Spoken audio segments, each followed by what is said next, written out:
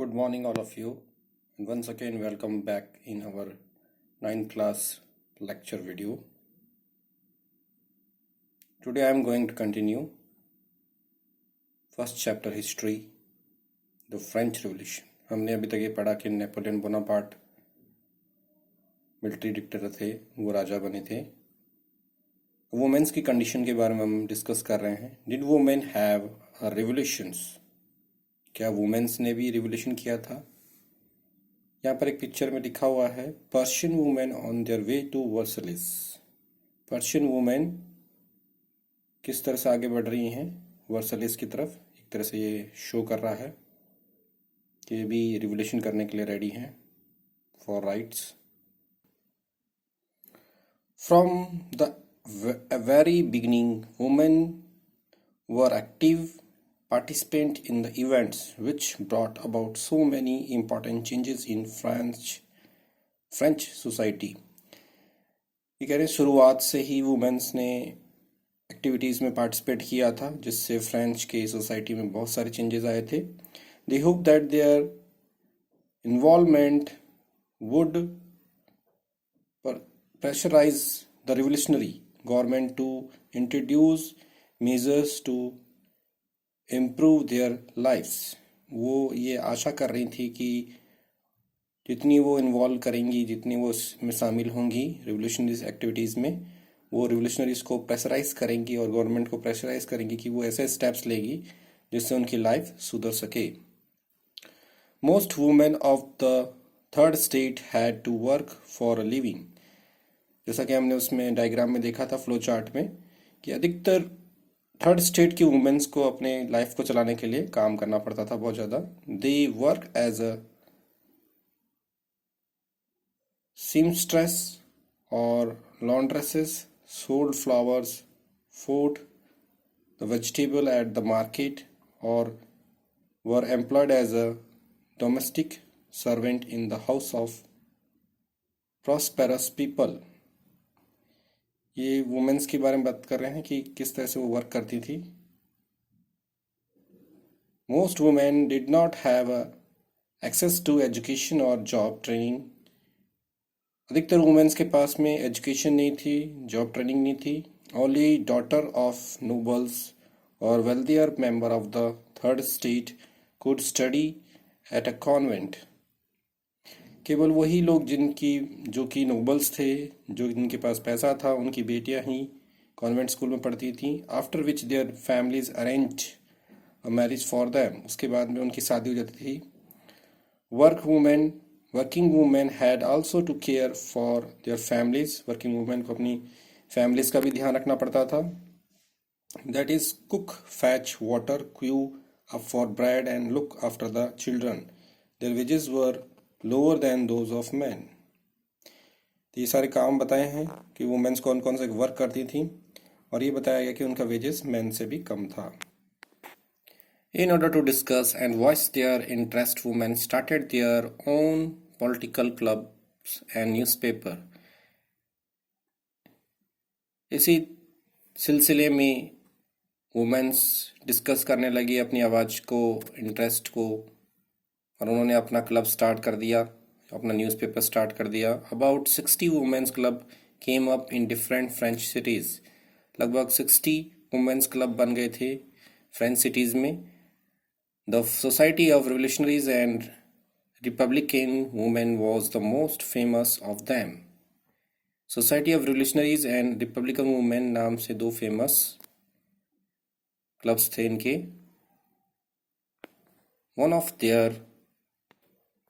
One of their main demand was that women enjoy the same political right as men. उनकी एक main demand ये थी कि जो मेंस पॉलिटिकल राइट्स एंजॉय कर रहे थे, जैसे राइट टू वोट है, पार्टिसिपेशन है, तो ये इस तरह का राइट उन्हें भी मिलना चाहिए. Women were disappointed that the Constitution of 1791 reduced them to passive citizen. Women's को बहुत ही निराशा हुई जब कॉन्स्टिट्यूशन 1791 में बना था, जिसमें उन्हें रिड्यूस कर दिया गया, उन्हें एक पैसिव सिटीजन के तौर पे रखा गया. जैसा कि आपने डायग्राम में भी देखा था कि वो लोग सिर्फ चुपचाप एक पब्लिक की तरह इसको देख रहे थे। They demanded the right to vote, to be elected to the assembly and to hold political office. वो डिमांड कर रहे थे कि उन्हें वोट देने का राइट मिले, उन्हें इलेक्टेड किया जाए असेंबली के लिए, और उन्हें पॉलिटिकल ऑफिस में बैठने का अधिकार मिले। Only then they felt would their interest be represented in the new government. वो सिर्फ ये सोच रहे थे कि ये जो इंटरेस्ट है ये तभी पूरा हो सकता है जब कोई नई गवर्नमेंट बने और जिसमें उन्हें रिप्रेजेंटेटेड का चांस मिले। In the early year the revolutionary government did introduce In the early year, the revolutionary government did introduce laws that help improve the lives of women. शुरुआत के दिन कुछ सालों में रिवोल्यूशनरी गवर्नमेंट ने कुछ ऐसे लॉज बनाए जिससे उनकी लाइफ, वुमेन्स की लाइफ में काफ़ी इम्प्रूवमेंट हुआ। Together with the creation of state school, schooling was made compulsory for all girls. Together with the creations of state school, उन्होंने स्कूल्स के साथ साथ में, स्टेट स्कूल्स के बनाने के साथ साथ में गर्ल्स एजुकेशन यानी गर्ल्स की स्कूलिंग को कंपलसरी बना दिया। Their father could no longer force them into marriage against their will. उनके पिताजी उन्हें फोर्स नहीं करेंगे उनकी मर्जी के बिना। Marriage was made into a contract entered into freely and registered under civil laws. Marriage को कॉन्ट्रैक्ट रखा गया, उन्हें फ्रीली कॉन्ट्रैक्ट के थ्रू रखा गया और उन्हें रजिस्टर किया गया सिविल लॉज के अंडर में। जैसे आज भी हमें मैरिज को हमें लीगली रजिस्ट्रेशन करना पड़ता है, marriage registration. Divorce was made legal and could be applied for by both women and man. Divorce जो है उसे लीगल बना दिया गया और वो अप्लाइड हो गया दोनों के लिए, मेंस और वुमेन्स के लिए। जैसे आज भी है, आप देख सकते हैं कि डाइवोर्स के लिए दोनों ही अपील कर सकते हैं, कोर्ट में जा सकते हैं और एक लीगल प्रोसेस के थ्रू उन्हें डाइवोर्स मिलता है, जिसके थ्रू आप देख सकते हैं कि दोनों को राइट्स मिलते हैं अपने अपने। Women could now train for jobs. Women's को अब ट्रेनिंग दी जाने लगी जॉब्स के लिए। कुड बिकम आर्टिस्ट और रन स्मॉल बिजनेस। अब धीरे धीरे वो एक आर्टिस्ट बन सकती थी, एक बिजनेसमैन बन सकती थी। Women struggle for equal political rights however continued during the reason of terror. यह बता रहे हैं कि वुमेन्स का स्ट्रगल कंटिन्यू चलता रहा पॉलिटिकल राइट्स के लिए। और ये अभी जैसे हमने रीजन ऑफ टेरर भी पढ़ा था, दोबारा सर रिकॉल करिए रीजन ऑफ टेरर क्या था, है ना। जैसे मुझे किसी ने पूछा था रोबेस्पियर कौन था सर और इसने ऐसा क्या किया, तो हमने बातचीत करी थी। रोबेस्पियर जैकोबिन क्लब के लीडर थे और उन्होंने बहुत सारी ऐसी पॉलिसीज अप्लाइड की थी पब्लिक के ऊपर जिससे लोगों को बहुत सारा नुकसान हुआ था और एंड में उन्हें इसका पनिशमेंट भी मिला था। The new government issued laws ordering closure of women's club and banning their political activities. तो ड्यूरिंग रीजन ऑफ टेरर ये बता रहे हैं कि गवर्नमेंट ने लॉज इशू किए जिसमें ऑर्डर दिया गया कि वुमेन्स के क्लब को बंद किया जाए और उन्हें पॉलिटिकल एक्टिविटी के लिए बैन किया जाए, यानी उन्हें मना किया जाए कि कोई भी पॉलिटिकल एक्टिविटी में पार्टिसिपेट नहीं करें। Many prominent women were arrested and number of them executed. बहुत सारी जो नामचीन वुमेन थी, बहुत सारी लीडर्स थी जो बहुत फेमस थी, उन्हें अरेस्ट किया गया और उनमें से कुछ लीडर्स को यहाँ से एक्सिक्यूटेड कर दिया गया, यानी देश से निकाल दिया गया।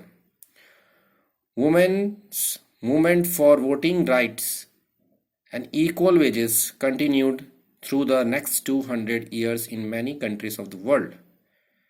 वुमेन्स मूवमेंट चलते गए वोटिंग फॉर राइट्स और इक्वल वेजेस के लिए continue through the next 200 years, अगले 200 सालों तक वर्ल्ड के डिफरेंट कंट्रीज में। जैसे आज भी ये समस्या है, आज भी ये चीज़ें सॉल्व नहीं हुई है हमारे यहाँ पर, वुमेन्स का वेजेस कम होता है, हमने पढ़ा था इकोनॉमिक्स के चैप्टर में।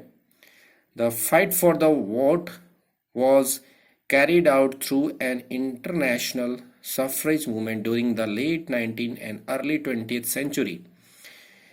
ये जो फाइट खत्म हुई थी एक इंटरनेशनल सफरेज मूवमेंट के थ्रू लेट 19th सेंचुरी में और अर्ली 20th सेंचुरी में. The example of the political activities of French women during the Revolutionary year was kept alive as an inspiring memory.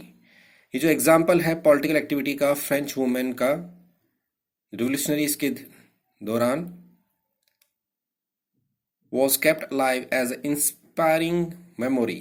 ये जो घटना है ये अभी भी हमें एक प्रेरणा देती है आगे बढ़ने के लिए, वुमेन्स को आगे बढ़ने के लिए.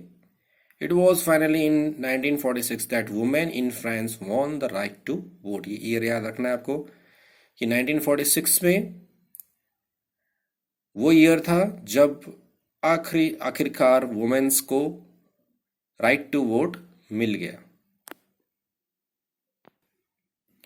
यहाँ पर एक लीडर के बारे में बता रहे हैं, वुमेन लीडर है, ये देखिए पिक्चर है इनकी और इनका नाम है ओलंपी D George. The life of revolutionary women ओलंपी D George 1748-1793. इस तरह के ये कुछ आपको हर बार मिलेंगे रिसोर्सेज. इन रिसोर्सेज को पढ़ना है, इससे काफ़ी कुछ हमें जानकारी मिलती है. इसमें इनके बारे में बता रखा है उन्होंने क्या वर्क किया था. जैसे कि Olympic de George was one of the most important of the politically active women in revolutionary France. Olympic de George एक इम्पॉर्टेंट लीडर रही हैं पॉलिटिकल एक्टिविटीज़ में रिवोल्यूशनरी फ्रांस के अंदर.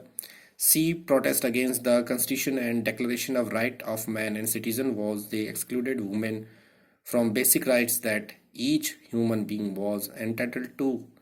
ये बता रहे हैं कि इन्होंने प्रोटेस्ट किया था कॉन्स्टिट्यूशन की डिक्लेरेशन में जिसमें राइट्स दिए गए थे मैंस और सिटीजन्स को, और वुमेन्स के राइट्स के लिए उन्होंने बात करी थी. So in 1791 she wrote a declaration of rights of women and citizen. इसीलिए उन्होंने एक declaration लिखा था rights of women's and citizen which she address to the queen and to the members of national assembly, जिसमें उन्होंने queen और member of assemblies के लोगों को बताते हुए लिखा था, demanding that they act upon it. उन्हें कहा था कि इस पर कार्रवाई करें. इन 1793 ओलंपिक डी जॉर्ज criticise the Jacobin government for forcibly closing down women's club. और उन्होंने आलोचना भी करी थी जैकोबियन क्लब्स के. रॉबेस्पेरी ने जैसे बंद कर दिया था वुमेन्स क्लब को. She was tried by the national convection which charge her with treason. उन्होंने ये नेशनल कन्वेक्शन के बारे में भी लिखा था जिसमें उन्होंने ट्रेजर को ख़त्म करने के ऊपर भी बताया गया था. Soon after she was executed. उसके बाद में इन्हें देश से बाहर निकाल दिया गया था. Some of the basic rights set forth in Olympe D. George Declaration. जो उन्होंने डेक्लेरेशन लिखा था उसमें वुमेन्स के राइट्स के लिए उन्होंने कुछ लिखा था. ये सारे राइट्स हैं उसके वुमेन्स के, जैसे इसमें लिखा हुआ है women is born free and remain equal to man's in right. यानी वुमेन्स बचपन से ही फ्री होती हैं, जैसे मैंस के पास में राइट होते हैं वैसे वुमेन्स के पास में भी राइट है. The goal of political association is the preservation of the natural rights of women and man. These rights are liberty, property, security and above all resistance to oppression. ये सारे इनके राइट्स हैं. आप इसको पढ़िएगा, क्वेश्चंस आ सकता है इसके ऊपर, आपको पढ़ना है और इसमें कोई डाउट हो तो आप मेरे से पूछ लीजिएगा. यहाँ पर ये पिक्चर्स में बता रखा है कि वुमेन्स क्यू में खड़ी हैं ब्रेड के लिए बेकरी की लाइन में, और यहाँ पर भी सोर्सेस दे रखा है जैकोबियन क्लब का. एक बार इसको अच्छी तरह से पढ़िएगा, काफ़ी कुछ इसमें से हमें फैक्ट्स मिलते हैं. मैं दोबारा से इस राइट्स के बारे में आपको एक बार एक्सप्लेन कर देता हूँ. जैसे सेकंड हमने राइट लिया था, इसमें कह रहे हैं पॉलिटिकल एसोसिएशन. पॉलिटिकल एसोसिएशन का मतलब होता है कि ग्रुप बनाना जिससे क्या होगा वुमेन्स और मेंस के जो नेचुरल राइट्स हैं वो प्रिजर्व रहेंगे. जैसे इसमें liberty, property, security and above all the resistance to oppression. ये सारे राइट्स उसके पास में रहेंगे. लिबर्टी यानी हमें पहले पता है लिबर्टी क्या होता है, आज़ादी. प्रॉपर्टी यानी उसके पास प्रॉपर्टी होनी चाहिए. इसकी सिक्योरिटी यानी उसकी रक्षा होनी चाहिए, और जितने भी राइट्स हैं. थर्ड है आपका source of all sovereignty resides in the nation. जो सोर्स है सॉवर्जिनिटी का, यानी उसके पास में उसका खुद का अधिकार हो, ये नेशंस के अंडर में रहता है, which is nothing but the union of women and man. ये इसलिए रखा गया है ताकि वुमेन्स का यूनियन बना रहे, यानी उनकी यूनिटी बनी रहे। फोर्थ है the law should be the expression of the general will. All female and male citizens should have a say either personally or by their representative in its formulation. ये कह रहे हैं लॉज इस तरह से एक्सप्रेस किया गया कि ताकि जिसमें फीमेल और मेल दोनों ही सिटीजन्स होने चाहिए और अपने ये तो खुद अपनी बातों को कहें या फिर उनके रिप्रेजेंटेटिव के थ्रू उसे फॉर्मुलेशन किया जाए।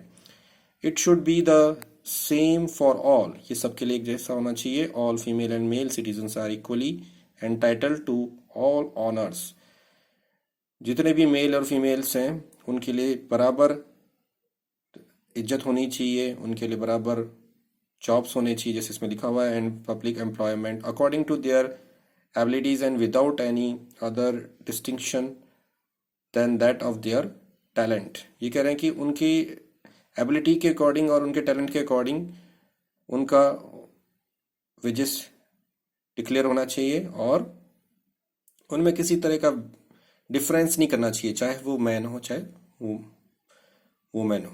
No women is an exception, she is accused, arrest and detain in cases determined by laws. किसी भी वुमेन के साथ में उसको एक्सेप्शंस नहीं करना चाहिए। She is accused, arrest and detained on cases determined by law, उसे लॉज के अकॉर्डिंग ही पनिशमेंट मिलना चाहिए। लाइक मैन ओबे this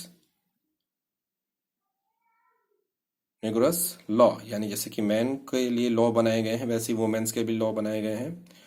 so student, I am going to end my this video. God bless you. Stay happy. Keep healthy.